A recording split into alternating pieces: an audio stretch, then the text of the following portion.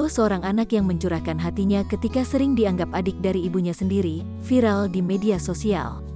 Video ini dibagikan oleh akun TikTok ibunya, @tie_uzerli pada Sabtu, tanggal 17 April tahun 2021.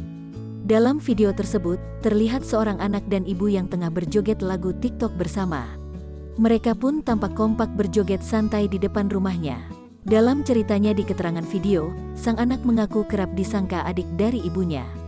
Curhatan anak ketika emaknya masih muda, tulis akun tersebut, dikutip tribunnews.com, Minggu, tanggal 18 April tahun 2021.